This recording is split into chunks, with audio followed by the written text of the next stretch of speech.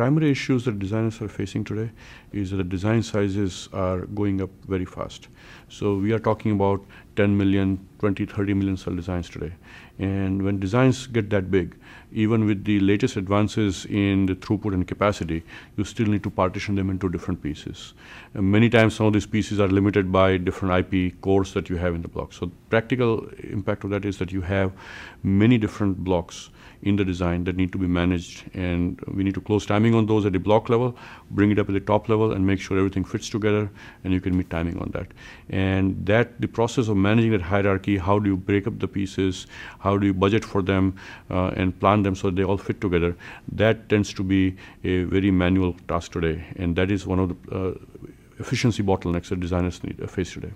What Hydra does is it tries to automate a lot of the processes in hierarchy management for big designs that are traditionally done manually. And this is very different from all the other tools available out there today, because most tools rely on a cockpit of features that are driven manually. Hydra does all these things in an automated fashion, and as a result we have seen cases like a 3-month manual process shrunk down to 3 days, where with a few automated iterations you can get to production quality floor plan very quickly. So if you want to automate all the things I described, there are a few critical pieces of the technology. The first one is macro placement. So macro placement has historically been an open problem on the technical domain for a long time.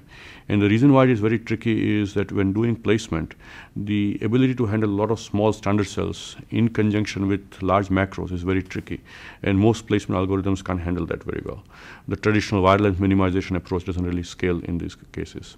So what we have developed is a unique algorithm which is able to handle thousands of macros and get your production quality floor plan very quickly. The other unique thing that we have developed is our partitioning, shaping, and routing technology. So this is used in combination with the macro placement. If you look at the task of taking a big design, coming up with different partitions in which you want to divide it, shaping the partitions, and then placing macros in it. These are all interleaved problems, so solving one impacts the other. And we are able to do these things simultaneously, where partitioning, shaping, macro placement, and global routing group pin assignment is all done together. And that gives you a much better solution in terms of floor plan quality, routability, than you can get through doing all these things sequentially or manually. And that's one of the ways in which we differentiate ourselves, the final quality of the floor plan that you get out of Hydra. The other thing that is unique is that we are able to handle multi-level physical hierarchy very seamlessly.